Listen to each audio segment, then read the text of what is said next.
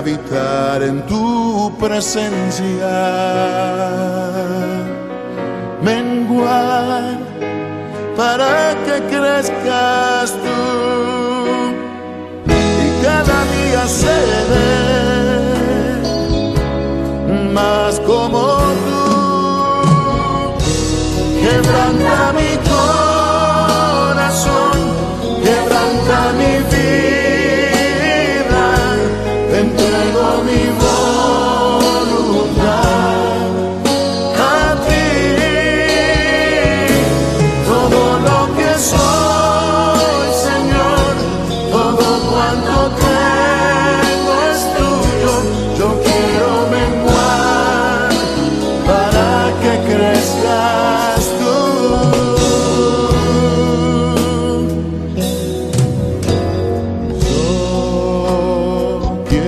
Más de ti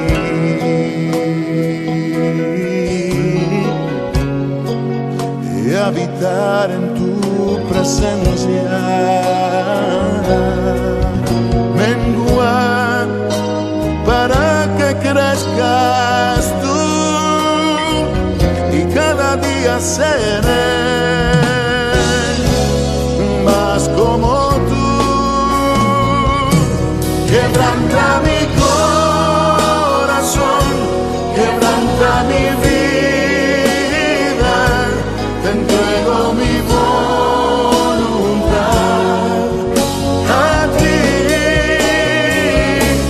Todo lo que soy, Señor, todo cuanto tengo es tuyo. Yo quiero menguar para que crezcas tú. Quebranta mi corazón, quebranta mi vida, transfórmame entrego mi voz a ti, Señor, a ti. solo a ti. Todo lo que soy, Señor, Todo cuanto tengo es tuyo. Yo quiero menguar para que crezcas tú. Yo quiero menguar para que crezcas tú. Yo quiero menguar para que crezcas tú, Jesús.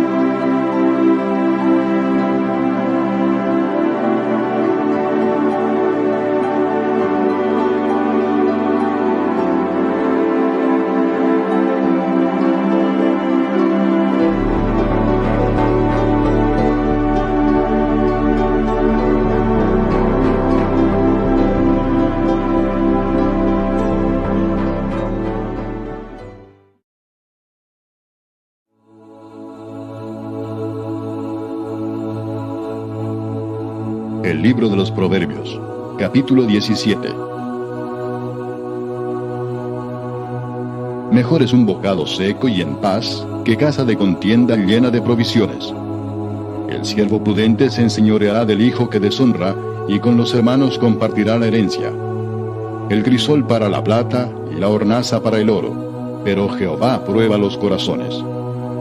El malo está atento al labio inicuo, y el mentiroso escucha la lengua detractora. El que escarnece al pobre afrenta a su hacedor, y el que se alegra de la calamidad no quedará sin castigo. Corona de los viejos son los nietos, y la honra de los hijos sus padres. No conviene al necio la altilocuencia, cuanto menos al príncipe el labio mentiroso. Piedra preciosa es el soborno para el que lo practica. A donde quiera que se vuelve, halla prosperidad. El que cubre la falta busca amistad, mas el que divulga aparta al amigo. La reprensión aprovecha al entendido, más que 100 azotes al necio. El rebelde no busca sino el mal, y mensajero cruel será enviado contra él. Mejor es encontrarse con una osa a la cual han robado sus cachorros, que con un fatuo en su necedad. El que da mal por bien, no se apartará el mal de su casa. El que comienza la discordia es como quien suelta las aguas. Deja pues la contienda antes que se enrede. El que justifica al impío y el que condena al justo, ambos son igualmente abominación a Jehová. ¿De qué sirve el precio en la mano del necio para comprar sabiduría, no teniendo entendimiento? En todo tiempo ama el amigo, y es como un hermano en tiempo de angustia. El hombre falto de entendimiento presta fianzas y sale por fiador en presencia de su amigo. El que ama la disputa, ama la transgresión, y el que abre demasiado la puerta busca su ruina. El perverso de corazón nunca hallará el bien, y el que revuelve con su lengua caerá en el mal. El que engendra al insensato, para su tristeza lo engendra, y el padre del necio no se alegrará. El corazón alegre constituye buen remedio, mas el espíritu triste seca los huesos. El impío toma soborno del seno para pervertir las sendas de la justicia. En el rostro del entendido aparece la sabiduría, mas los ojos del necio vagan hasta el extremo de la tierra. El hijo necio es pesadumbre de su padre, y amargura a la que lo dio a luz. Ciertamente no es bueno condenar al justo, ni herir a los nobles que hacen lo recto. El que ahorra sus palabras tiene sabiduría, de espíritu prudente es el hombre entendido. Aun el necio cuando calla es contado por sabio. El que cierra sus labios es entendido.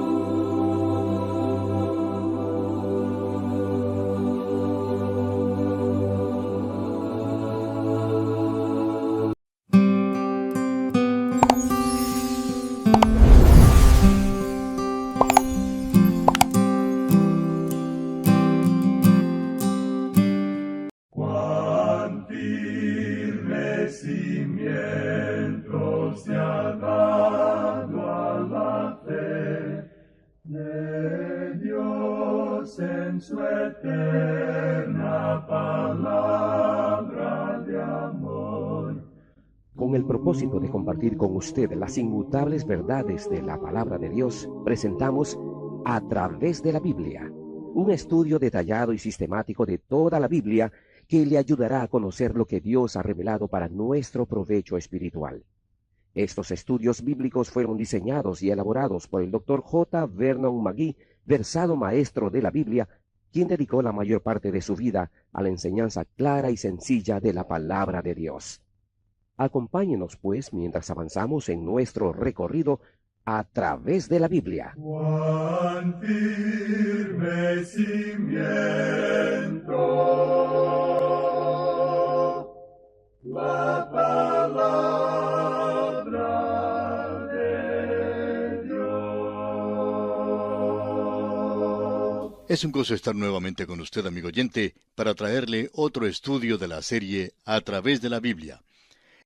Llegamos hoy, amigo oyente, una vez más a este libro de Proverbios y vamos a comenzar a considerar el capítulo 17. Y vamos a tratar de ver lo que nos dice este maravilloso capítulo. Avanzamos rápidamente en lo que nos correspondió considerar en nuestro programa anterior y probablemente sigamos andando de esa manera de aquí en adelante. Encontramos aquí en este capítulo 17, versículo 1, algo que ya hemos oído antes, algo que leímos allá en el capítulo 15. En este versículo primero del capítulo 17 dice, «Mejor es un bocado seco y en paz que casa de contiendas llena de provisiones». Diríamos que la actividad no siempre demuestra el obrar de Dios. En el día de hoy podemos ver mucha organización y muchas reuniones que tenemos y todas las organizaciones que en realidad están causando, según nuestra opinión, mucha confusión. Y esto causa mucha frustración. Y este proverbio que tenemos ante nosotros es algo hermoso que realmente nos describe las cosas tal cual son. Leamos otra vez este versículo 1. Mejor es un bocado seco y en paz que casa de contiendas llena de provisiones. Esto nos recuerda a Elías. Usted recordará que él se encontraba ante el rey Acab y ante Jezabel. Y había muchas cosas que estaban sucediendo en ese lugar. En realidad las cosas que estaban pasando eran religiosas. Pero nada de eso en realidad pertenecía a Dios. Así es que Elías se presenta ante el rey y le dice, «No va a llover hasta que yo diga, y no tengo ganas de decir que llueva». Y él salió de ante la presencia del rey y se fue. Ahora, ¿a dónde se fue él de ese lugar? Él salió de la presencia del rey y se dirigió hacia el arroyo de Querit. Y pasó allí un buen período de tiempo. Dios lo estaba instruyendo a él en ese desierto. Mejor es un bocado seco y en paz. Dios sacó a Moisés del palacio de Faraón, y eso también allí era un lugar de mucha actividad, y nuevamente había religión en ese lugar. Pero Dios lo sacó de allí y lo llevó al desierto de Madián, y Dios le tuvo que enseñar algunas cosas allí en ese lugar. Y esto nos recuerda que en cierta ocasión una señora tenía visitas en su casa, y al entrar su hijo joven le indicó que se quitara su sombrero. Aparentemente le había olvidado que había que quitarse el sombrero cuando había damas presentes en la casa. Pero él se lo quitó porque se le había dicho que eso era lo que hacían los pequeños caballeros, así como él. Ahora usted probablemente ya ha escuchado cuál es la definición de un caballero. Se dice que un caballero es aquel que nunca golpea a una mujer con el sombrero puesto. Y se le enseñó a este joven desde pequeño que debía quitarse el sombrero. Pues bien, en los tiempos de Moisés, ellos usaban el sombrero en la casa, pero se quitaban los zapatos. Y Moisés no sabía nada acerca de quitarse los zapatos. Así es que Dios le dijo a él que se quitara los zapatos. Usted recuerda cuando estaba allá en el desierto de Madián, y cuando Dios se le presentó en la forma de una zarza ardiendo, y él tuvo que quitarse los zapatos porque se encontraba en un lugar donde era tierra santa. Y en ese lugar, tan apartado allá en el desierto, Dios le enseñó a Moisés cómo comportarse. Mejor es un bocado seco y en paz.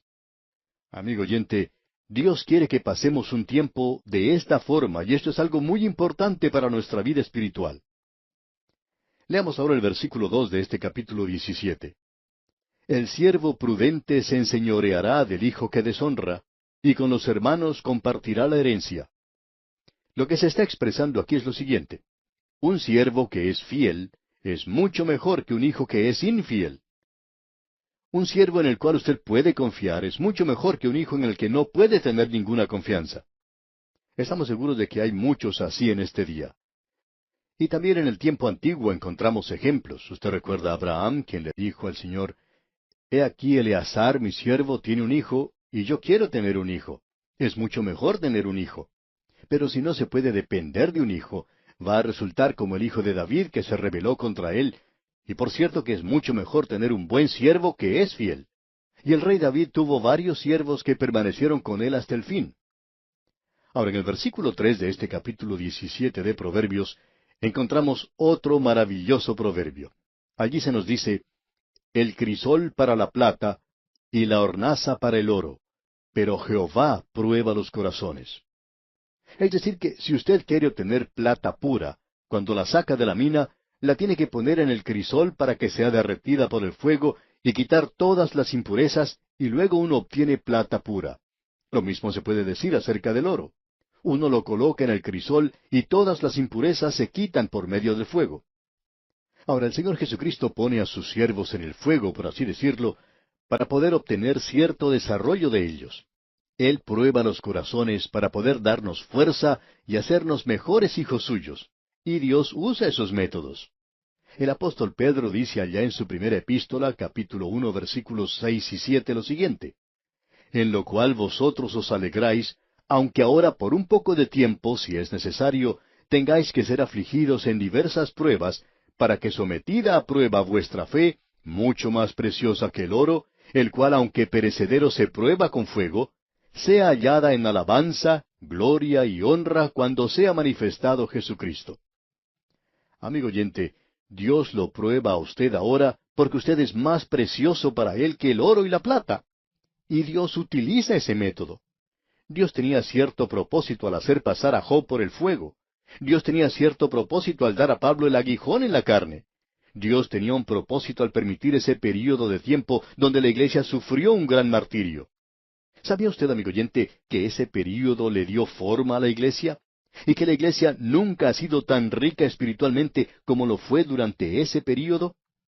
Diríamos que hoy uno de los problemas que encontramos entre los creyentes es una sociedad que vive en la abundancia. Una de las cosas que causa este problema es como dijo el profeta: pero engordó Jesurún y tiró coces. ¡Qué cuadro el que tenemos aquí! ¡Qué cuadro de tantos santos que han engordado! Ellos tienen de todo en el día de hoy y se convierten en personas que se quejan, que encuentran faltas en todo, son críticos, y se convierten en esta clase de santos. No son ninguna ayuda en realidad a la causa de Cristo. Así es que Dios tiene que hacer pasar a aquellos que va a utilizar por el crisol para poder desarrollarlos en la clase de persona que Él puede utilizar. En cierta ocasión alguien contaba que había orado al Señor pidiéndole que Él le permitiera conocer al Señor Jesucristo mejor para poder así crecer en gracia en el conocimiento de Él. Ahora, ¿qué fue lo que hizo el Señor? Le permitió a esta dama, porque era una dama, que contrajera el cáncer. Ahora alguien quizá diga: bueno, pero esa no es la forma de hacer las cosas. Sin embargo, amigo oyente, esa es la forma en la que obra Dios. Hay veces que el Señor permite que nos acosen ciertas enfermedades y debemos decir que sabemos por qué Dios lo hace.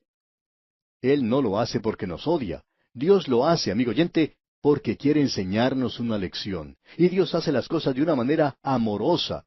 Y usted no se da cuenta cuán precioso es el hacer eso para nosotros en momentos de sufrimiento. Bien, sigamos adelante en nuestro estudio de Proverbios. Uno puede quedarse a veces empantanado en alguno de estos proverbios, porque son tan maravillosas las cosas que aprendemos aquí que a veces uno quisiera quedarse aquí por largo tiempo. Vamos a leer ahora el versículo 6 porque creemos que aquí encontramos también algo que realmente es magnífico. Estamos seguros que muchos de ustedes van a apreciarlo también hoy. En el versículo 6 leemos: corona de los viejos son los nietos, y la honra de los hijos sus padres. ¿Sabe de quién está hablando aquí, amigo oyente? De los abuelos. Ahora, los hijos siempre miran a sus padres. A mí siempre me ha agradado el que mis hijos me amen y me respeten como padre. Y siempre he tenido la oportunidad de comunicarme con ellos. Ellos, en muchas maneras, reflejan el temperamento que nosotros tenemos. Y cuando nuestros hijos crecen, nos proveen con los nietos, que son lo que describe la primera parte de este versículo 6. Corona de los viejos son los nietos. Ahora, hay veces que los abuelos pueden llegar a ponerse un poquito pesados con tanto las cosas que hacen los nietos. Quizá usted ha escuchado la historia de un viejito que le decía a otro viejito: oiga, ¿le he contado a usted alguna vez acerca de mi nieto y le he mostrado las fotos que tengo de él? A lo cual el otro viejito respondió: no, usted no lo ha hecho, y por ello le estoy muy agradecido. Bueno, amigo oyente, la primera parte del versículo 6 dice, y lo vamos a repetir otra vez: corona de los viejos son los nietos. Este versículo es maravilloso, ya que une a las familias. El hijo mira hacia el padre, pero el abuelo mira hacia el nieto. Allí es donde está el centro mismo del afecto. Bien, como vamos a tener que seguir avanzando si queremos concluir este capítulo en el día de hoy, miremos ahora lo que dice el versículo 10 de este capítulo 17. La reprensión aprovecha al entendido más que 100 azotes al necio. Esto, amigo oyente, nos dice algo diferente. Alguien quizá diga: mire usted, pobre fulano de tal, él es un hijo maravilloso de Dios, y mire los problemas que tiene. Mire lo que ha llegado a ser. Permítanos decirle, amigo oyente, que Dios le está enseñando cosas a él porque ese hombre es una persona sabia. Pero ¿qué decimos en cuanto al necio? Aunque Dios le diera 100 azotes, eso no tendría ningún resultado. Quizá esa sea la razón por la cual muchos de ellos prosperan. Usted recuerda lo que el Señor Jesucristo dijo acerca de ese hombre rico que se enriquecía cada día más. Él decía que iba a derribar sus graneros y edificar nuevos. Estoy prosperando mucho y es necesario ensanchar las cosas que tengo. Y debemos decir, amigo oyente, que no hay nada malo en eso de edificar nuevos graneros. Lo que andaba mal con él era que esta persona era un necio, y no porque lo decimos nosotros. El Señor Jesucristo mismo lo dijo. ¿Por qué? Porque este hombre no estaba haciendo nada acerca de la eternidad. No se estaba preocupando por su alma. Y si el Señor lo hubiera castigado un poco más, eso no hubiera sido suficiente para él. Durante el período de la gran tribulación, ese sufrimiento y juicio tremendo por el cual tiene que pasar el mundo, mucha gente sufrirá tanto que se morderán su propia lengua. Pero, ¿cree usted que acudirán a Dios? No, amigo oyente. Esta gente no va a volverse a Dios. ¿Por qué? Bueno, 100 azotes no le aprovechan para nada al necio. Es por eso que decimos una y otra vez que hay algo malo en cuanto a la filosofía de las prisiones en el día de hoy. Las prisiones no han sido establecidas con el propósito de desarrollar los hombres y de hacerlos regresar a la sociedad. Eso quizá tenga cierto lugar, pero ese no es el propósito central de una prisión. El propósito es el del castigo. Ahora, tampoco es el de la disciplina. La disciplina es para los niños, para su propio hijo, pero el castigo es para aquellos que han cometido un crimen. Nosotros tenemos una noción equivocada en cuanto a esto en el día de hoy. Pero bien, sigamos adelante. Destaquemos algunos versículos que son importantes. Pasemos ahora al versículo 16. ¿De qué sirve el precio en la mano del necio para comprar sabiduría, no teniendo entendimiento? Hay muchos jóvenes estudiantes que van a la universidad simplemente porque sus padres tienen dinero. Y la verdad es que nunca deberían haber ido a la universidad, ya que su corazón no está en esas cosas. No teniendo entendimiento, dice aquí. No es que estos jóvenes no sean capaces de aprobar esos cursos, sino que no quieren hacerlo. Y no estamos de acuerdo nuevamente, y vemos que estamos haciendo eso muy a menudo en el día de hoy, con la filosofía de que todos deberían tener una educación universitaria. Creemos que es bueno que cada persona tenga acceso a una educación universitaria, pero no creemos que todos deban ser forzados a hacerlo, porque hay muchos de ellos que no tienen la capacidad, no tienen interés en hacerlo. Ellos no lo quieren y francamente hablando, no lo van a utilizar en su vida. Así es que esto no les va a brindar a ellos ningún beneficio. Esto no tiene nada que ver con los ricos o con los pobres. Creemos que cada muchacho pobre que quiere tener una educación universitaria, bueno, se le debería abrir las puertas para que lo hiciera. Hay muchos muchachos pobres que fueron ayudados por otras personas para que recibieran la educación que buscaban. Y si no fuera por personas como esas, pues hay muchos que nunca llegarían a obtener la educación que desean. Pero de la misma manera opinamos que hay muchos jóvenes ricos que deberían estar haciendo otras cosas. Y nosotros no vamos a sugerir lo que deberían hacer, porque esto es otro asunto completamente diferente. Notemos ahora lo que dice aquí el versículo 17 de este capítulo 17 de Proverbios que estamos considerando. En todo tiempo ama el amigo, y es como un hermano en tiempo de angustia. ¿Y en qué personaje bíblico piensa usted cuando lee un versículo como este? En Jonatán, ¿no le parece? David tenía un maravilloso amigo en Jonatán. En todo tiempo ama el amigo. No solo cuando está interpretando música en el palacio, sino cuando él se encontraba afuera, huyendo de Saúl, el padre de Jonatán. Aún entonces, él fue amigo de David. Jonatán le amaba. ¿Y qué cosa más maravillosa poder tener un amigo así? Y amigo oyente, si él no le ama a usted siempre, si su amigo no le ama todo el tiempo, entonces no es su amigo. Por cierto que nos sentimos frustrados en la vida cuando encontramos que alguien que ha dicho amarnos, cuando las cosas no están saliendo bien, uno descubre que eso no es una realidad. Resultaron ser un Judas Iscariote más bien, o un Absalón, y uno se da cuenta que éstos lo traicionan a uno. Pero este es un proverbio maravilloso. Ahora, pasando al versículo 21 de este capítulo 17, leemos, El que engendra al insensato, para su tristeza lo engendra, y el padre del necio no se alegrará. Eso es muy interesante. Nuevamente volvemos a esto. Ha sido repetido en diferentes maneras a través de Proverbios. Aquel padre que tiene un hijo que está progresando mucho, pues siempre habla de ese hijo. Pero si el muchacho no ha resultado muy bueno, entonces ni se lo menciona. Y ahora el versículo 22 dice, El corazón alegre constituye buen remedio, mas el espíritu triste seca los huesos. Hay muchas personas que están enfermas en el día de hoy, y es una enfermedad, podríamos decir, del corazón. Sin embargo, no es que anden mal del corazón, sino que están sufriendo una congoja, no tienen gozo. Y esto es una realidad en la vida de muchos creyentes en la actualidad. El corazón alegre, dice aquí. Amigo oyente, Dios quiere que usted pase un buen tiempo. Y yo quisiera que nos acostumbráramos a pensar que la iglesia es un lugar donde uno va a pasar un buen tiempo. Debería ser así. Uno debería ir a la iglesia y poder reírse y regocijarse y alabar a Dios con toda la iglesia. Pero hoy nosotros tenemos caras largas, estamos demasiado serios, parecemos engreídos en la iglesia. Pero eso, amigo oyente, es una abominación al Señor. Avanzando ahora, leamos el versículo 23 de este capítulo 17. El impío toma soborno del seno para pervertir las sendas de la justicia. Se nos habla aquí del soborno.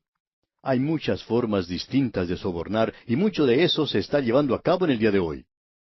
Luego tenemos el versículo 28, donde podemos ver una chispa de humor. Leamos el versículo 28. Aun el necio, cuando calla, es contado por sabio. El que cierra sus labios es entendido. Un hombre tenía un hijo que era muy tonto. Este muchacho era uno de esos que, bueno, no las tenía todas consigo. Su padre era un agricultor. Y en cierta ocasión se encontraban en el pueblo con una carga de manzanas. Este hombre dejó a su hijo junto a las manzanas y le dijo, Ahora no le digas nada a nadie, porque si abres tu boca se van a dar cuenta que eres un necio. Y el muchacho dijo que él no iba a decir nada. Cuando se fue el padre, se acercó un hombre y le preguntó, ¿Cuánto valen las manzanas? Y el muchacho no abrió la boca, nunca dijo nada. Y el hombre le preguntó 2 o 3 veces, y el muchacho simplemente se quedó allí sentado, miraba a este cliente de una forma bastante tonta. Finalmente el hombre se fue y dice, ¿qué muchacho más tonto es este? Ahora, cuando el padre regresó, le preguntó, ¿cómo fueron las cosas? A lo cual el muchacho contestó, ¿sabes? Yo me quedé con la boca bien cerrada, pero esta gente de todas maneras se dio cuenta que yo era un tonto. Así es que, amigo oyente, ahora yo debo cerrar mi boca y finalizar así este programa porque ya se nos ha ido el tiempo. Dios mediante, en nuestro próximo programa continuaremos con este estudio y comenzaremos a considerar el capítulo 18. Le aconsejamos mientras tanto que usted lea y estudie este capítulo 18 antes de llegar a nuestro próximo estudio, para que así se familiarice con su contenido.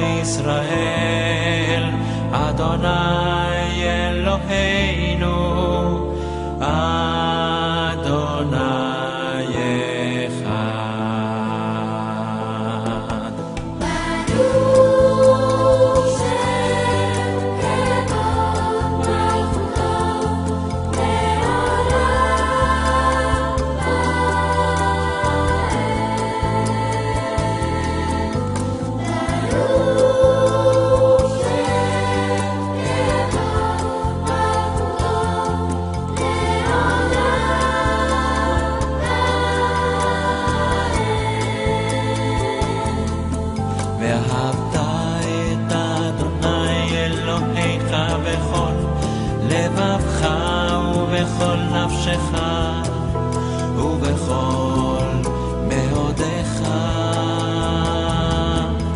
והיו הדברים האלה אשר אנוכי מצווך היום על לבבך.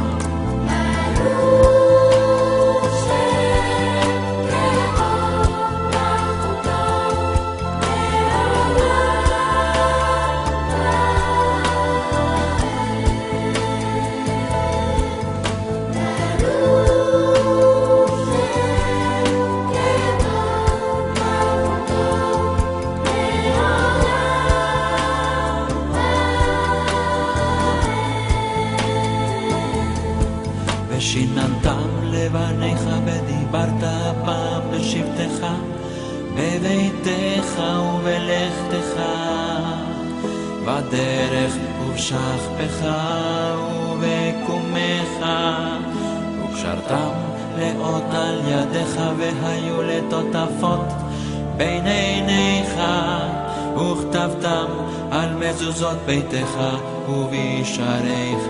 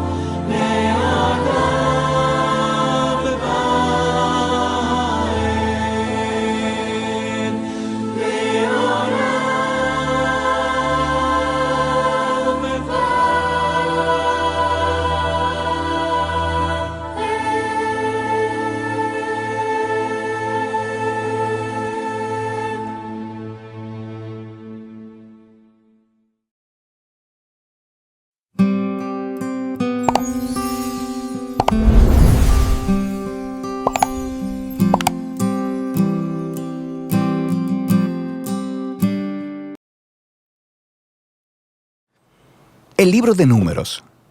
Este cuarto libro de la Biblia continúa la historia de Israel después de su éxodo de la esclavitud en Egipto. Dios los había llevado al monte Sinaí y ahí había hecho un pacto con ellos. Y a pesar de la rebelión de Israel, Dios, en su gracia, proveyó en el tabernáculo una manera en que Israel pudiera vivir cerca de su santa presencia. Así que el libro de Números comienza cuando Israel termina su estadía de 1 año en el monte Sinaí, y ellos se dirigen al desierto en camino a la tierra que Dios le prometió a Abraham. La narrativa del libro está diseñada de acuerdo a las etapas de su viaje, así que la primera sección empieza en el monte Sinaí, pero luego ellos salen y viajan al desierto de Parán. Y luego, después de ahí, viajan a las llanuras de Moab, que están justo frente a la tierra prometida. Ahora, la primera parte inicia con un censo donde el pueblo es contado, y de ahí viene el nombre del libro. Y luego hay leyes sobre cómo las tribus de Israel debían ser acomodadas en el campamento. Así que el tabernáculo debía ir en el centro, y luego, alrededor de él, los sacerdotes y levitas, y alrededor de ellos, las 12 tribus cuidadosamente ordenadas con Judá a la cabeza. Todo esto era un símbolo elaborado sobre cómo la presencia santa de Dios estaba en el centro de su existencia como pueblo. Esto es seguido por toda una serie de leyes que comunicaban las leyes de pureza del libro de Levítico. Si la presencia de Dios iba a estar en medio de ellos, debía hacerse todo el esfuerzo para que el campamento fuera un lugar puro, un lugar que reciba la santidad de Dios. En el capítulo 10, la presencia de Dios se levanta del tabernáculo y guía a Israel lejos del Sinaí, hacia el desierto. E inmediatamente las cosas comienzan a marchar terriblemente mal. En el capítulo 11 el pueblo empieza a quejarse de hambre y sed y empiezan a decir que quieren regresar a Egipto.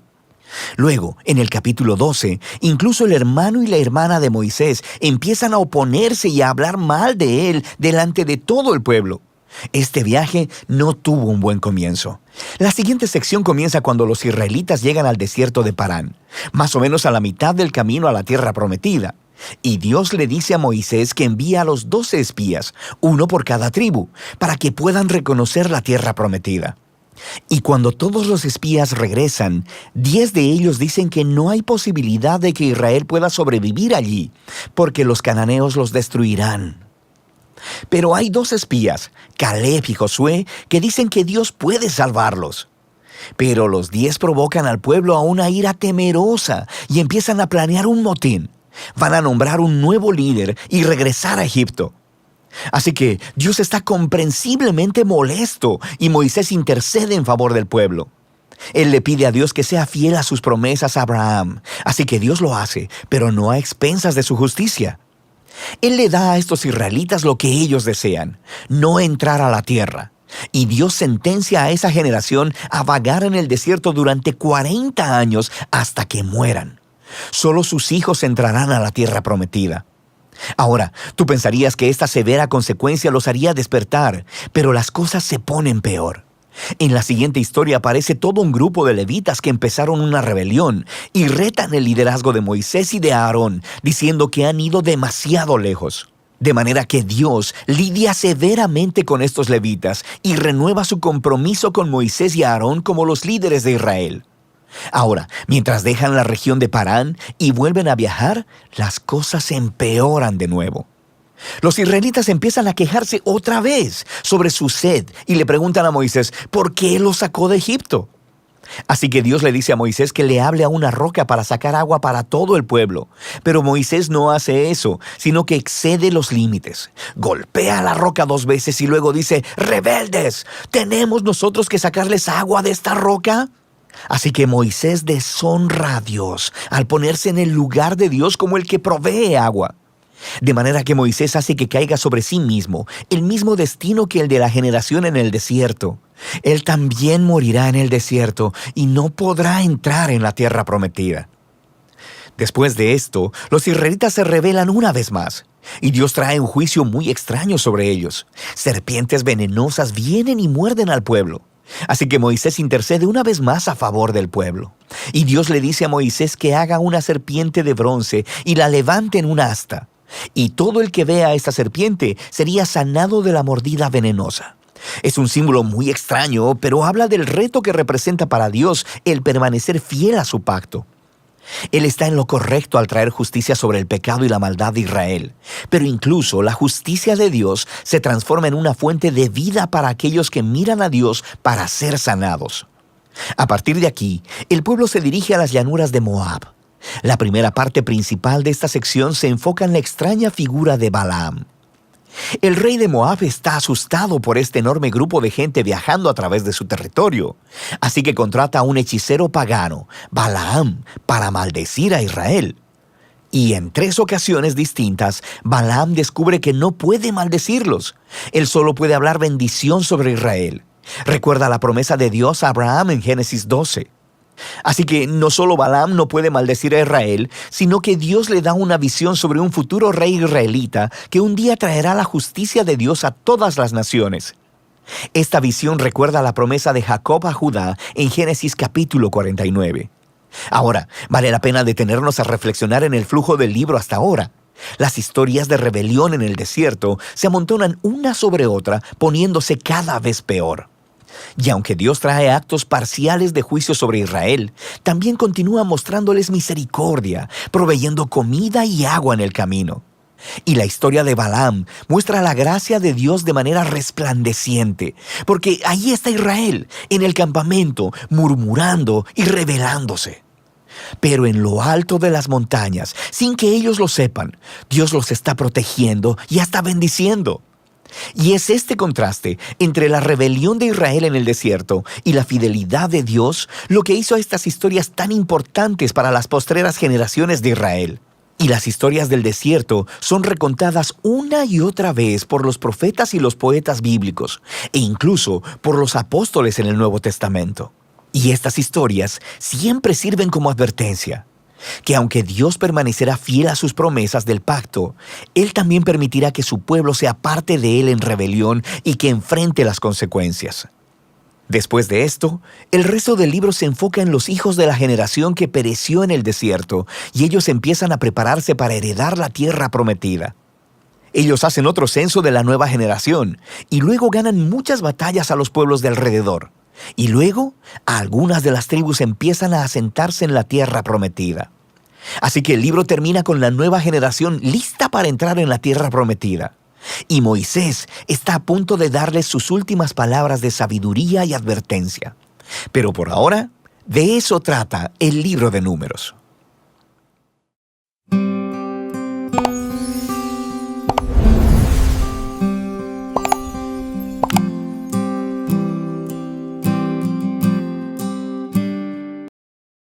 El libro de Números, capítulo 20. El primer mes del año, toda la comunidad de Israel llegó al desierto de Sin y acampó en Cades. Mientras estaban allí, Miriam murió y la enterraron. Ya que en ese lugar no había agua para que el pueblo bebiera, la gente se rebeló contra Moisés y a Aarón. El pueblo culpó a Moisés y dijo: Si tan solo hubiéramos muerto con nuestros hermanos delante del Señor. ¿Por qué trajiste a la congregación del pueblo del Señor a este desierto para morir? Junto con todos nuestros animales. ¿Por qué nos obligaste a salir de Egipto y nos trajiste a este terrible lugar? ¿Terrible lugar?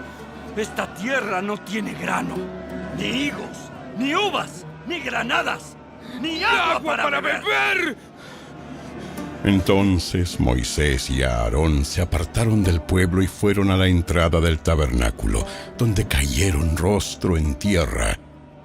Allí la presencia gloriosa del Señor se les apareció, y el Señor le dijo a Moisés: Tú y Aarón tomen la vara y reúnan a toda la comunidad. En presencia de todo el pueblo, háblale a la roca y de ella brotará agua. De la roca proveerás suficiente agua para satisfacer a toda la comunidad y a sus animales. Así que Moisés hizo lo que se le dijo. Tomó la vara del lugar donde se guardaba en la presencia del Señor. Luego él y Aarón mandaron a llamar al pueblo a reunirse frente a la roca. ¡Escuchen! ¡Ustedes, rebeldes! ¿Acaso debemos sacarles agua de esta roca? Enseguida, Moisés levantó su mano y golpeó la roca 2 veces con la vara. Y el agua brotó a chorros.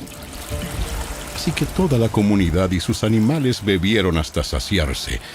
Sin embargo, el Señor les dijo a Moisés y a Aarón: Puesto que no confiaron lo suficiente en mí para demostrar mi santidad a los israelitas, ustedes no los llevarán a la tierra que les doy.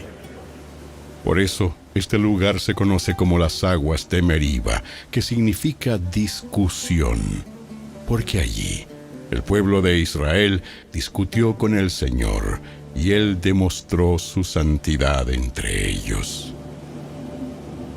Mientras Moisés estaba en Cades, envió embajadores al rey de Edom con el siguiente mensaje: Esto es lo que dicen tus parientes, los israelitas.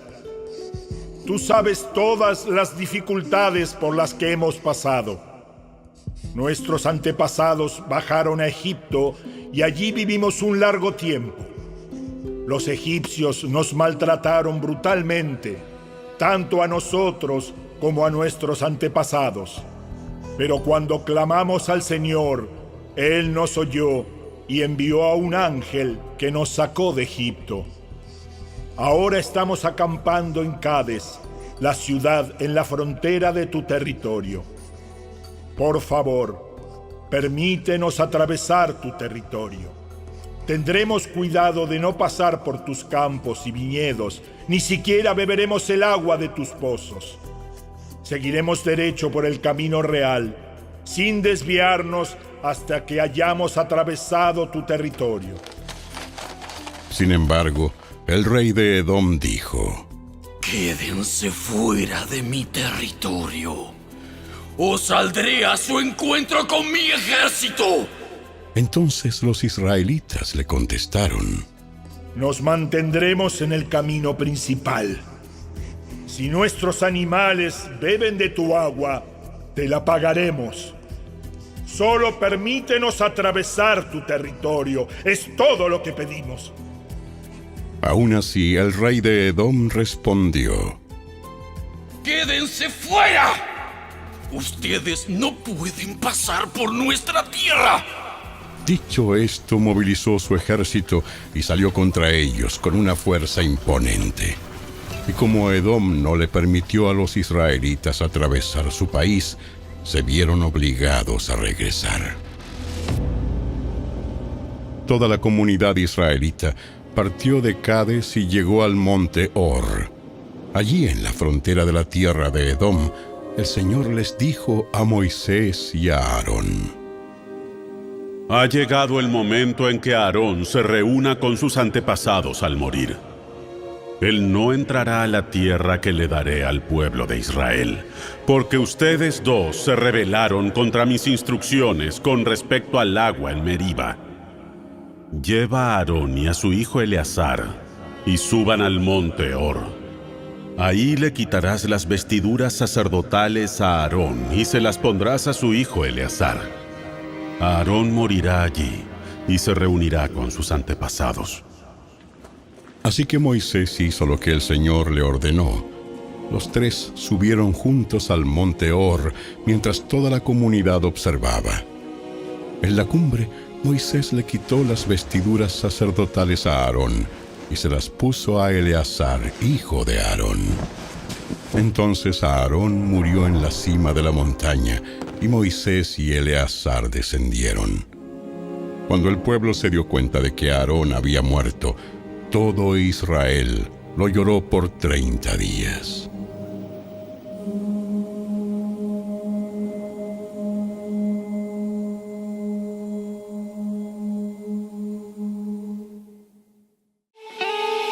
Si te gustó este video, dale me gusta, suscríbete a nuestro canal y asegúrate de activar la campanita de notificaciones para que siempre estés al día con nuestros nuevos recursos. Recuerda seguirnos también en nuestras redes sociales. Descarga ahora mismo la app y escucha la audiobiblia dramatizada en tu celular. Busca lectura pública de la Biblia en la tienda de tu dispositivo o vea la descripción de este video donde también encontrarás los links de descarga. Para ver el siguiente video, toca el recuadro que aparece en tu pantalla. ¡Hasta pronto!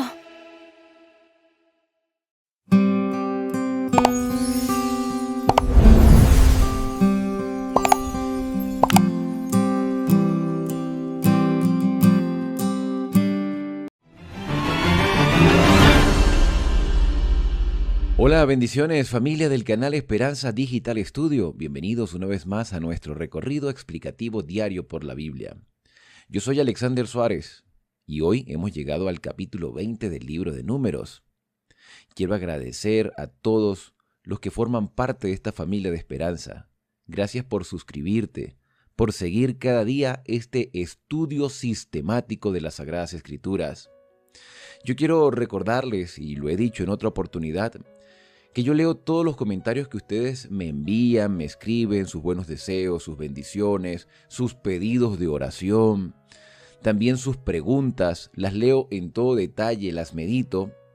Y en esta oportunidad quiero leer 2 mensajes que me enviaron en los videos anteriores. Y uno es el de José Aguirre.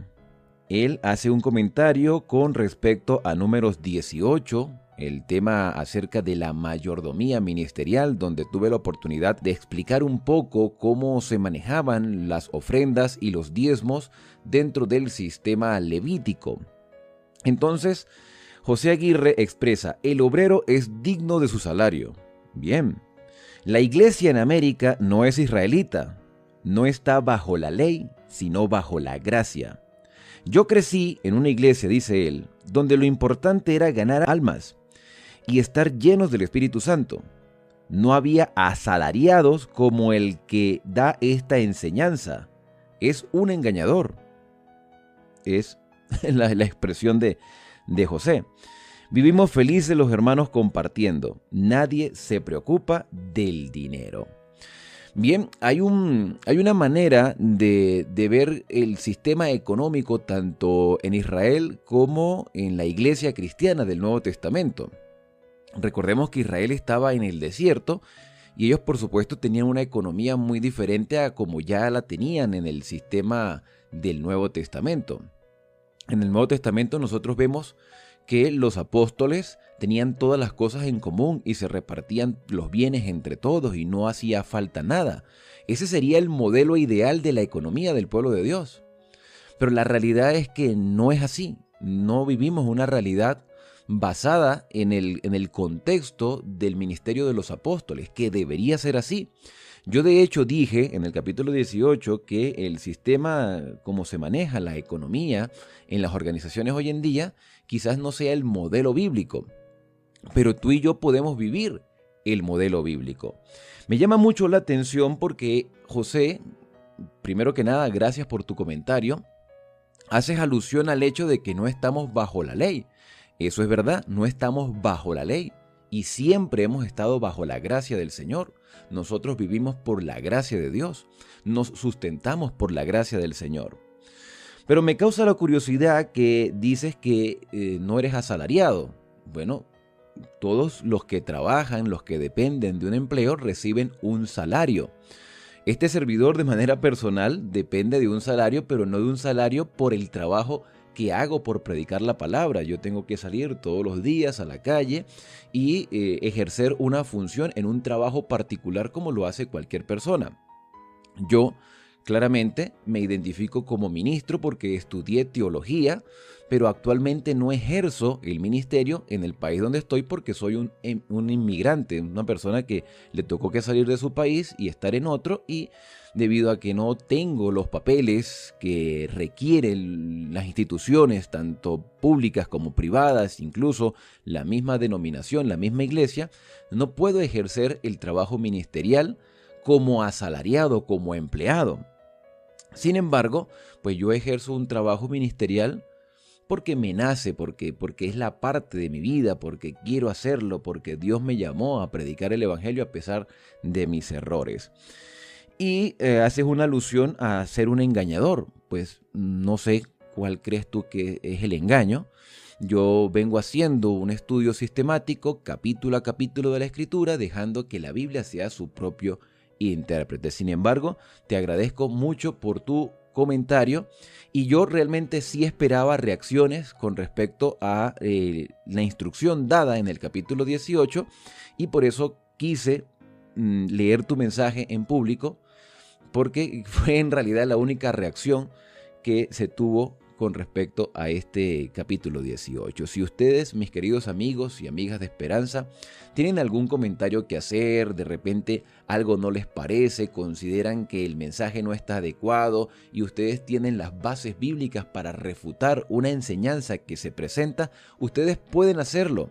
Yo igualmente y cualquier otra persona que presente un mensaje en público tiene el deber de leer los comentarios y las opiniones de la hermandad, de los amigos o pertenecientes a cualquier denominación religiosa, porque estamos en la libertad de expresar, de exponernos, de decir lo que sentimos, lo que creemos, de poder mostrar públicamente cuáles son nuestras convicciones. Todo lo que yo tengo la oportunidad de decirles a ustedes es porque estoy convencido de eso. Pero me dejo guiar por la Escritura capítulo a capítulo. Recordemos que hay principios de interpretación bíblica. En ningún momento mi deseo es engañar a nadie o presentarle a cualquier persona un mensaje que para mí no es una realidad en mi vida. Yo creo particularmente que lo que enseña la Escritura, todo desde el Antiguo hasta el Nuevo Testamento, es la palabra de Dios inspirada, que nos guía a toda verdad, que nos hace vivir de acuerdo a lo que Dios quiere porque nos estamos preparando para el reino de los cielos. En este mismo contexto, pero ya en el capítulo 19, estábamos hablando acerca del ritual de la vaca alazana. El capítulo 18 hablamos del sistema de diezmos y ofrendas que administraban los sacerdotes y los levitas. Pero en el ritual de la vaca alazana, que era una vaca que se sacrificaba fuera del campamento, Dios utiliza la expresión será estatuto perpetuo. Bueno, debido a esto, José López Cantor hace el siguiente comentario. ¿Por qué estatuto perpetuo? Esta expresión perpetua significa para siempre, siempre se hará. Pero el sacrificio de la vaca alazana no era continuo, aunque se hacía a medida que las cenizas de la purificación se iban gastando. Había suficiente ceniza para que se pudiera hacer una purificación constante durante un largo periodo de tiempo, pero apenas se terminaran las cenizas, había que hacer el sacrificio de la vaca roja para la purificación de las personas que tuvieran contacto con personas muertas. Entonces la expresión pacto perpetuo lo que quiere decir es que siempre se haría siempre y cuando hiciese falta así hacerse. Ahora, tú puedes pensar que perpetuo indica también que se debe hacer en este tiempo. Y te voy a dar un ejemplo con algo que es perpetuo y que se sigue haciendo en este tiempo, aunque la mayoría de los cristianos echan a un lado, que es la santificación del sábado. El Señor dijo será pacto perpetuo. En el caso de la vaca alazana también dijo pacto perpetuo. Pero ¿qué diferencia hay entre el sábado y el sacrificio de la vaca roja?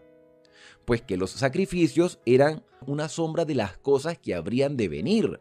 En este caso, la vaca alazana representa el sacrificio de Cristo. Pero Cristo murió una sola vez y para siempre, no va a morir más. Y su sacrificio es un pacto perpetuo, porque su sacrificio cubre todavía a cualquier persona que nace en este planeta. El Señor Jesús murió en el año 31 de nuestra era cristiana. Pero su sacrificio sigue vigente en favor de nosotros. No es que Jesús va a ser sacrificado nuevamente. Ahora, en el caso del sábado, la institución también es perpetua. Dios estableció un día y ese día permanece. Y permanece para toda la humanidad. Es perpetuo. Cuando tú le dices a una persona, cuando te casas y le dices a tu esposa, a tu esposo, voy a estar contigo para siempre, vas a estar con él para siempre mientras estemos vivos. El día de nuestra muerte ya no estaremos con esa persona. En cambio, Dios dice que estará con nosotros todos los días de nuestra vida hasta el fin del mundo. Dios sí está para siempre a nuestro lado porque Él es eterno, aunque nosotros somos mortales, y Él estará con nosotros todos los días hasta el momento en que tengamos que morir, pero también estará con nuestros hijos, con nuestros nietos, con la siguiente generación, hasta que Cristo venga a buscarnos. Así que la expresión pacto perpetuo en la vaca alazana muestra que el sacrificio de Cristo será igualmente válido para nosotros en este tiempo que estamos viviendo, así como es válido la santificación del sábado, porque Dios la instituyó en un mundo donde todo era bueno y perfecto en gran manera. Si tú, mi querido amigo y amiga, tienes alguna duda, alguna pregunta, tienes alguna convicción que quieras compartir en este canal, tienes la libertad de hacerlo. Yo no voy a juzgarte, pero sí puedo ayudarte y orientarte a través de la Escritura, porque el Señor nos habla cada día. El fundamento bíblico es el que nos presenta a nosotros cuál es y cómo se revela la voluntad de Dios en nuestra vida. Vamos a dejar que la Biblia nos siga hablando. El capítulo 20 tiene varios detalles interesantes. El primero es que nos presenta un tiempo y un lugar. Y dice el versículo 1, los israelitas llegaron al desierto de Zin, allí donde ellos acamparon, se llamaba Cades, y dice el relato que ellos estaban en el primer mes del año. Pero ¿cuál año? ¿A qué año se refieren? Hasta el momento hemos hablado del primer año después de la salida de Egipto, segundo año después de la salida de Egipto, cuando ellos debieron haber entrado a la tierra de Canaán, pero no entraron, sino que por su rebeldía el Señor los condenó a estar 40 años en el desierto. Por todo lo que ha estado sucediendo desde el capítulo 1 hasta el capítulo 19 con la última instrucción de la vaca alazana, entonces vemos que el capítulo 20, según lo que expresa todo el contexto, ya aquí se presenta una nueva generación. La Biblia no relata todos los detalles de lo que sucedió en los 40 años por el desierto. Sería mucha información. Sin embargo, los casos generales, lo que realmente sea importante, porque la Biblia solamente revela lo que es necesario para la salvación, Dios permitió que se escribiese. Y uno de esos casos generales e importantes que revelan una verdad para este tiempo son los que muestran el capítulo 20 allí en el desierto de Sin, en ese primer mes de ese último año del peregrinaje por el desierto. Una nueva generación se había levantado y poco a poco la generación anterior iba descendiendo a la tumba. El versículo número 1 continúa diciendo que allí, en ese desierto de Sin, en Cades, murió María y fue sepultada. Muere la hermana de Moisés, aquella que lo cuidó de niño, aquella que cruzó el Mar Rojo y cantó con las mujeres una alabanza al Señor. Esa misma María, profetisa, mujer de Dios, que en un momento de su vida murmuró contra Moisés y también sufrió consecuencias. Fue una mujer leprosa durante 7 días, pero Dios la perdonó. Ya no se sabe más en detalle de la vida de María, sino hasta el momento de su muerte. Allí murió esta mujer del Señor, con la bendita esperanza de que la siguiente generación poseyera la tierra de Canaán y que el Mesías pudiera librar a todo Israel y a todo el mundo de la esclavitud del pecado, así como los había liberado a ellos de la esclavitud de Egipto. Y como no hubo agua para la congregación, se juntaron con Moisés y Aarón todo el pueblo, un pueblo que contendió contra Moisés en este primer mes de este último año. Para ya entrar a la tierra de Canaán, Dios permite que haya una aparente necesidad. Durante 40 años Israel había sido sustentado con pan del cielo y Dios había provisto agua. ¿Cómo pudieron vivir durante 40 años en el desierto? ¿Cómo pudieron sustentar a sus animales? Dios proveyó alimento y Dios proveyó agua durante 40 años. El hecho de que el Señor permitiera una adversidad, una circunstancia, una aparente escasez, era también un llamado y una revelación y una indicación de que estaban a punto de entrar a la tierra de Canaán. Cuando Dios permite las adversidades, cuando las dificultades aparentes llegan a nuestra vida, Dios quiere mostrar su poder. Es una oportunidad de revelar nuestra fe en el Señor y nuestra confianza. Si tú, mi querido amigo, sientes en este momento que estás pasando por un momento difícil, esa es una oportunidad para confiar en el Señor.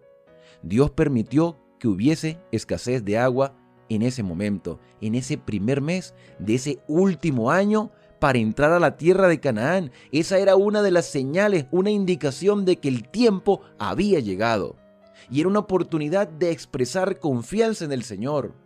Pero esta nueva generación, al igual que la pasada, murmuró y criticó y juzgó a Moisés. Dice el versículo 3, el pueblo contendió con Moisés.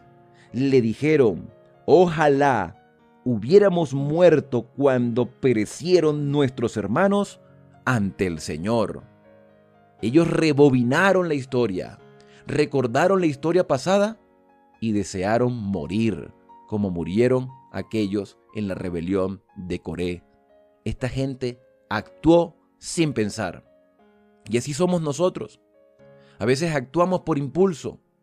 La historia del pueblo de Israel es una historia que nos advierte de las cosas que debemos evitar. Dice el versículo número 4, ¿por qué hiciste venir a la congregación del Señor a este desierto para morir aquí nosotros y nuestras bestias? ¿Somos prontos para olvidar las bendiciones del Señor? 40 años transcurrieron y nunca les faltó nada. Ahora, cuando hay una circunstancia adversa, vienen las dudas.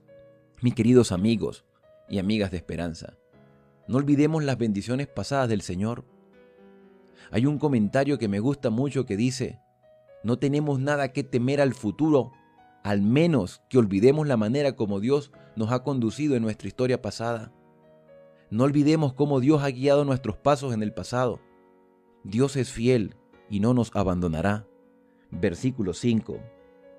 ¿Por qué nos hiciste subir de Egipto para traernos a este mal lugar, que no tiene sementera, ni higuera, ni viñas, ni granado, ni aún agua para beber? Moisés y Aarón se apartaron de la congregación y fueron a la entrada de la tienda de reunión. Se echaron sobre sus rostros y la gloria del Señor apareció ante ellos. Y el Señor habló a Moisés: toma la vara y reúne la congregación, tú y Aarón, tu hermano, y hablad a la roca a la vista de ellos, y ella dará agua, y la roca brotará agua para la congregación y para sus bestias. En momentos de dificultades, Moisés siempre buscó a Dios, y en este momento también lo hizo. Lo hizo porque estaba seguro que Dios le daría una respuesta. Dios permitió la escasez y Dios proveería la solución. Moisés, háblale a la roca. En el capítulo 17 de Éxodo vimos una circunstancia semejante. Querían agua, clamaron al Señor, criticaron a Moisés. Moisés habló con el Señor y Dios hizo provisión de agua porque la roca fue golpeada. Dios le dijo a Moisés: golpea la roca, y de la roca salió agua viva. Esta roca representa a Cristo. Si tú fundamentas tu vida y construyes tu hogar y construyes todos tus planes encima de la roca, vendrán tempestades. Esos planes, esos proyectos se mantendrán sólidos porque están encima de la roca. Jesucristo es la roca de nuestra fortaleza. Así lo presentan varios escritores del Antiguo y del Nuevo Testamento. Él es la roca de nuestra vida. Pero también Jesucristo es el agua de vida. Por eso le dijo a la mujer samaritana allí en el pozo de Jacob: el que beba de esta agua del pozo tendrá sed otra vez, pero el que beba del agua de vida que yo le doy no tendrá sed jamás. Jesucristo es la roca. Jesucristo es nuestra fortaleza, pero Jesucristo también es el agua que nos sustenta. Pero en esta oportunidad la roca no sería herida, porque la roca herida del capítulo 17 de Éxodo representa el sacrificio de Cristo. Ese Cristo que fue sacrificado una vez y para siempre en la cruz del Calvario, por nuestros pecados. Pero ahora Jesucristo ya no sería crucificado por segunda vez. Ahora es nuestro sumo sacerdote en el santuario celestial. Ya no tenemos que crucificar al Señor. Dice el apóstol en la carta a los Hebreos: si tú y yo pecamos voluntariamente después de haber tenido conocimiento de la verdad, ya no queda más sacrificio por nuestros pecados. Ya el Señor Jesús no va a venir y va a descender del cielo como una oveja para ser sacrificada en el matadero. Ahora Él vendrá como Rey de Reyes y Señor de Señores. Por eso hay que hablarle a la roca, hay que hablarle a la fortaleza. Debemos orar a Él cada día. Podemos acercarnos al Padre confiadamente a través de Cristo Jesús. No necesitamos tener crucifijos, ver a Cristo en la cruz, allí, como simplemente alguien que murió. Tenemos que verlo ahora como aquel que está vivo e intercede por nosotros con gemidos indecibles. Jesucristo es la roca de nuestra vida, es nuestra fortaleza. Y Moisés salió con el propósito de hacer la voluntad del Señor. Pero las murmuraciones del pueblo, las críticas, la bulla, imaginémonos la condición en ese momento de Moisés. El camino hacia la roca, con la vara en la mano, con Aarón a su lado y la gente juzgándolo, criticándolo. En ese momento Moisés perdió el control y dice el versículo número 9 que Moisés tomó la vara delante del Señor como él le había mandado. Y Moisés y Aarón reunieron a la congregación ante la roca, y Moisés les dijo: oíd ahora, rebeldes. Claro que eran rebeldes. Moisés estaba diciendo una verdad en la cara de todo el pueblo, pero Moisés se desesperó y dijo: ¿os haremos brotar agua de la roca? ¿Nosotros les haremos brotar agua de la roca? ¿Somos nosotros los que tenemos el poder para traer agua de esta piedra? Y dice el versículo 11 que entonces Moisés alzó su mano y con su vara hirió la roca 2 veces y salió agua. Sí, Dios proveyó, pero Moisés desobedeció. Y esta falta de confianza en Dios, esta expresión de desesperación, este descontrol, esta falta de dominio propio, a pesar de que Moisés podía justificarse diciendo que el pueblo lo tenía cansado, Dios no justificó la desobediencia. La desobediencia ha traído la muerte a este mundo. Dios le dijo a Adán y le dijo a Eva: el día que comas del árbol de la ciencia del bien y del mal, ciertamente morirás. Una acción sencilla de comer el fruto de un árbol. Una acción que podía justificarse en el caso de Moisés, porque el pueblo lo estaba desesperando, hizo que desobedeciese la voz de Dios. Mis queridos amigos, Dios no justifica el pecado. El pecado es transgresión de la ley. El pecado es desconfianza en la palabra del Señor. Mira lo que el pecado ha hecho a este mundo. Hizo que Cristo, siendo Dios, se hiciese hombre y muriese por la falta humana. Moisés deshonró a Dios públicamente. Era una bonita oportunidad para mostrarle al mundo quién era verdaderamente la roca, que la roca tendría que ser sacrificada en la cruz. Pero esa roca ahora es nuestra fortaleza divina que está en el santuario celestial. ¿Podemos hablarle a Cristo todos los días? ¿Es un privilegio para ti y para mí hablarle al Señor? Y esto trajo consecuencias terribles. El Señor le habló a Moisés y dice el versículo 12: por cuanto no creísteis en mí, para santificarme ante los israelitas, por eso no introduciréis a esta congregación en la tierra que les he dado. Moisés, durante estos 40 años, no has sido tú el que ha guiado a este pueblo. Las críticas contra ti no son contra ti, son contra mí, decía el Señor. Moisés, obedece. Dios nos hace el mismo llamado. Hoy, los predicadores que presentan la verdad al mundo, aquellos que muestran el mensaje de los 3 ángeles, aquellos que levantan la bandera de la verdad diciendo que sus mandamientos están vigentes, hoy son juzgados, criticados y tildados de engañadores, pero no están juzgando al ser humano, están juzgando a Dios, quien hizo todas las cosas buenas en gran manera. Mis queridos amigos, no hay excusa para el pecado. Debemos ser obedientes. Y Dios le enseñó a Moisés que todo pecado trae una consecuencia. Y le dijo: tú no vas a introducir a este pueblo, porque no has sido tú el que ha guiado a este pueblo, he sido yo.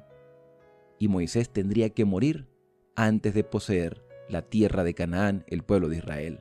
Estas son las aguas de la rencilla, dijo el Señor en el versículo 13, donde los israelitas contendieron con el Señor y donde Él mostró su santidad. A partir del versículo 14, Israel va a continuar su peregrinaje y han llegado a la frontera de la tierra de Canaán, pero antes de llegar, antes de entrar al territorio prometido, Moisés tendría que morir y también debían cruzar por un territorio llamado el reino de Edom.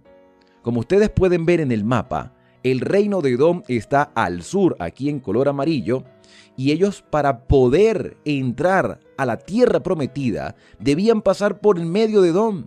¿Quién era Edom? Eran los descendientes de Esaú. Esaú era el hermano de Jacob y Jacob era Israel. Por lo tanto, por descendencia, Edom e Israel eran familiares cercanos. Los edomitas tenían miedo, dice el libro de Deuteronomios.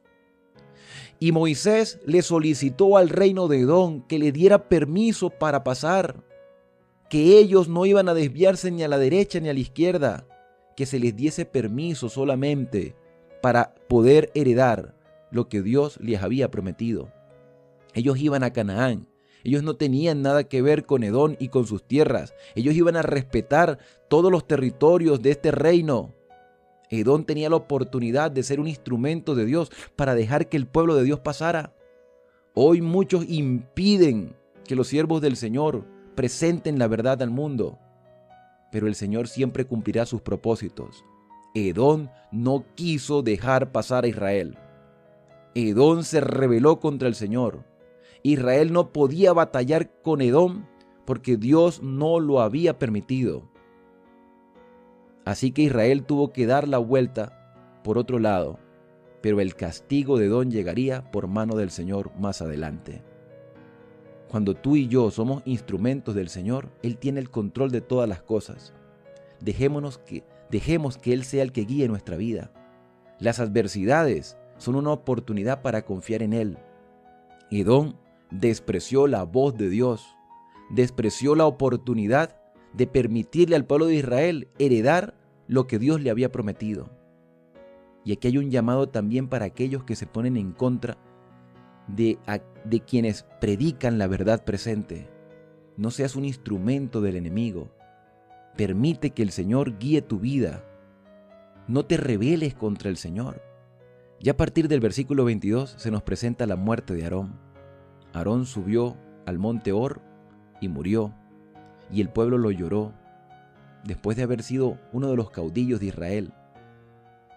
Yo quiero leer un comentario y con esto quiero despedir el video de este día, que aparece en el libro Patriarcas y Profetas. La sierva del Señor expresa en la página 401 que la obra de Aarón en favor de Israel había terminado. 40 años antes, a la edad de 83, Dios lo había llamado para que se uniera a Moisés en su grande e importante misión. Había cooperado con su hermano en la obra de sacar a los hijos de Israel de Egipto. Había sostenido las manos del gran jefe cuando los ejércitos hebreos luchaban denodadamente con Amalek. Se les había permitido ascender al monte Sinaí, aproximarse a la presencia de Dios y contemplar la divina gloria. El Señor había conferido el sacerdocio a la familia de Aarón y lo había honrado con su santa consagración de sumo sacerdote. Lo había mantenido en su santo cargo mediante las pavorosas manifestaciones del juicio divino en la destrucción de Coré y de su grupo. Gracias a la intercesión de Aarón, se detuvo la plaga. Cuando sus 2 hijos fueron muertos por haber desacatado el expreso mandamiento del Señor, él no se rebeló, ni siquiera murmuró. No obstante, la foja de servicio de su vida noble había sido manchada. Aarón cometió un grave pecado cuando cedió a los clamores del pueblo e hizo el becerro de oro en el Sinaí. Y otra vez, cuando se unió a María en el arrebato de envidia y murmuración contra Moisés, y junto con Moisés ofendió al Señor en Cades, cuando violaron la orden de hablar a la roca para que diera agua. Dios quería que estos grandes caudillos de su pueblo representaran a Cristo. Aarón llevaba el nombre de Israel en su pecho, comunicaba al pueblo la voluntad de Dios, entraba al lugar santísimo el día de la expiación, no sin sangre, como mediador en pro de todo Israel. De esta obra pasaba a bendecir a la congregación como Cristo vendrá a bendecir a su pueblo que le espera cuando termine la obra expiatoria que está haciendo en su favor. El exaltado carácter de aquel santo cargo como representante de nuestro gran sumo sacerdote fue lo que hizo tan grave el pecado de Aarón en Cades. Con profunda tristeza, despojó Moisés a Aarón de sus santas vestiduras y se las puso a Eleazar, quien llegó a ser así sucesor de su padre por nombramiento divino. A causa del pecado que cometió en Cades, se le negó a Aarón el privilegio de oficiar como sumo sacerdote de Dios en la tierra de Canaán, de ofrecer el primer sacrificio en la tierra prometida y de consagrar así la herencia de Israel. Moisés había de continuar llevando su carga de conducir al pueblo hasta los límites de Canaán. Había de llegar a ver la tierra prometida, pero no había de entrar en ella. Los errores tienen consecuencias, pero la gracia del Señor está vigente. Estos hombres de Dios murieron, pero se levantarán de sus tumbas cuando Cristo venga por segunda vez. Tú y yo hemos cometido muchos errores en nuestra vida, y quizás nos toque morir en algún momento antes de la venida del Señor. Por eso debemos estar preparados y tener la seguridad de que la gracia del Señor nos cubre. Satanás es el engañador, Satanás es el acusador de los hermanos, pero Jesucristo es la roca de nuestra vida, es nuestra fortaleza y es nuestro sumo sacerdote en el santuario celestial. Cuando Cristo venga, los que hayan muerto en su nombre y hayan vivido de acuerdo a su voluntad en los últimos momentos de su vida, cuando el Señor les dio la oportunidad de ser transformado, entonces se levantarán de las tumbas y junto con los que estemos vivos seremos llevados a la patria celestial. Así como Israel entró a la tierra de Canaán, así tú y yo entraremos al reino de los cielos. Esto es un mensaje de esperanza. Espero que haya sido una bendición para tu vida. Vamos a orar. Querido y amante Padre, muchas gracias por cada instrucción que tú nos brindas. Muchas cosas pudiéramos seguir diciendo de este capítulo 20, pero el tiempo hasta este momento se nos ha terminado. Bendice a cada uno de los que se dan cita para estudiar tu palabra. Querido Señor, dependemos de ti. Que las adversidades de la vida, Señor, no sean una traba para confiar y obedecer, sino que sean una oportunidad para mostrar la fe que tenemos en todo lo que tú has hecho por nosotros en el pasado y lo sigues haciendo en el presente y nos brindas esperanza para el futuro. Gracias porque nos cuidas y nos amas. Ayúdanos a serte fiel. En el santo y bendito nombre de Cristo Jesús. Amén. Muchas gracias por pasar tiempo en el estudio de la palabra del Señor. Te invito a seguir leyendo y analizando este capítulo 20 de manera personal. Nos vemos el día de mañana, cuando regresemos para estudiar juntos el capítulo 21 del libro de Números. Yo soy Alexander Suárez y suscríbete ahora mismo a este canal para que no te pierdas los videos que seguiré subiendo cada día. Compártelo con otras personas.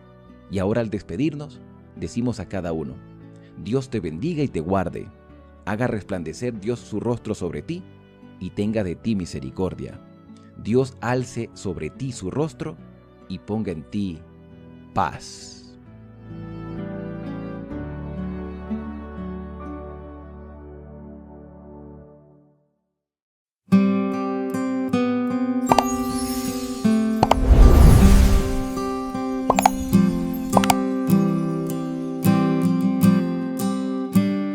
Capítulo 20. Llegaron los hijos de Israel, toda la congregación, al desierto de Sin, en el mes primero, y acampó el pueblo en Cades. Y allí murió María, y allí fue sepultada. Y porque no había agua para la congregación, se juntaron contra Moisés y a Aarón. Y habló el pueblo contra Moisés diciendo: Ojalá hubiéramos muerto cuando perecieron nuestros hermanos delante de Jehová. ¿Por qué hiciste venir la congregación de Jehová a este desierto para que muramos aquí nosotros y nuestras bestias? ¿Y por qué nos has hecho subir de Egipto para traernos a este mal lugar? No es lugar de cementera, de higueras, de viñas ni de granadas, ni aun de agua para beber. Y se fueron Moisés y Aarón de delante de la congregación a la puerta del tabernáculo de reunión, y se postraron sobre sus rostros, y la gloria de Jehová apareció sobre ellos. Y habló Jehová a Moisés diciendo: Toma la vara y reúne la congregación, tú y Aarón tu hermano, y hablad a la peña a vista de ellos. Y ella dará su agua, y le sacarás aguas de la peña, y darás de beber a la congregación y a sus bestias. Entonces Moisés tomó la vara de delante de Jehová, como él le mandó. Y reunieron Moisés y Aarón a la congregación delante de la peña, y les dijo: Oíd ahora, rebeldes, ¿os hemos de hacer salir aguas de esta peña? Entonces alzó Moisés su mano, y golpeó la peña con su vara 2 veces, y salieron muchas aguas, y bebió la congregación y sus bestias. Y Jehová dijo a Moisés y a Aarón: Por cuanto no creísteis en mí para santificarme delante de los hijos de Israel, por tanto no meteréis esta congregación en la tierra que les he dado. Estas son las aguas de la rencilla, por las cuales contendieron los hijos de Israel con Jehová, y él se santificó en ellos. Envió Moisés embajadores al rey de Edom desde Cades, diciendo: Así dice Israel tu hermano: Tú has sabido todo el trabajo que nos ha venido, cómo nuestros padres descendieron a Egipto, y estuvimos en Egipto largo tiempo, y los egipcios nos maltrataron y a nuestros padres. Y clamamos a Jehová, el cual oyó nuestra voz, y envió un ángel y nos sacó de Egipto, y aquí estamos en Cades, ciudad cercana a tus fronteras. Te rogamos que pasemos por tu tierra, no pasaremos por labranza, ni por viña, ni beberemos agua de pozos. Por el camino real iremos, sin apartarnos a diestra ni a siniestra, hasta que hayamos pasado tu territorio. Edom le respondió: No pasarás por mi país, de otra manera saldré contra ti armado. Y los hijos de Israel dijeron: Por el camino principal iremos, y si bebiéremos tus aguas, yo y mis ganados, daré el precio de ellas. Déjame solamente pasar a pie, nada más. Pero él respondió: No pasarás. Y salió Edom contra él con mucho pueblo y mano fuerte. No quiso pues Edom dejar pasar a Israel por su territorio, y se desvió Israel de él. Y partiendo de Cades los hijos de Israel, toda aquella congregación, vinieron al monte de Hor. Y Jehová habló a Moisés y a Aarón en el monte de Hor, en la frontera de la tierra de Edom, diciendo: Aarón será reunido a su pueblo, pues no entrará en la tierra que yo di a los hijos de Israel, por cuanto fuisteis rebeldes a mi mandamiento en las aguas de la rencilla. Toma a Aarón y a Eleazar su hijo, y hazlo subir al monte de Hor, y desnuda a Aarón de sus vestiduras, y viste con ellas a Eleazar su hijo, porque Aarón será reunido a su pueblo, y allí morirá. Y Moisés hizo como Jehová le mandó, y subieron al monte de Hor a la vista de toda la congregación. Y Moisés desnudó a Aarón de sus vestiduras, y se las vistió a Eleazar su hijo. Y Aarón murió allí en la cumbre del monte, y Moisés y Eleazar descendieron del monte. Y viendo toda la congregación que Aarón había muerto, le hicieron duelo por 30 días todas las familias de Israel.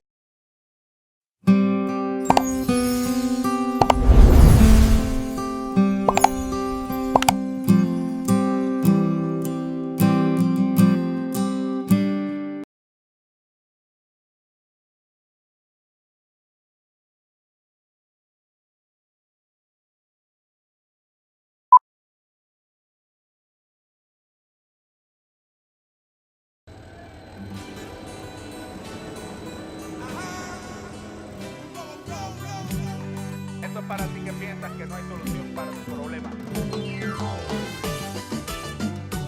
Quiero que sepas que he venido para decirte que conozco a alguien que sí la tiene. Escucha bien.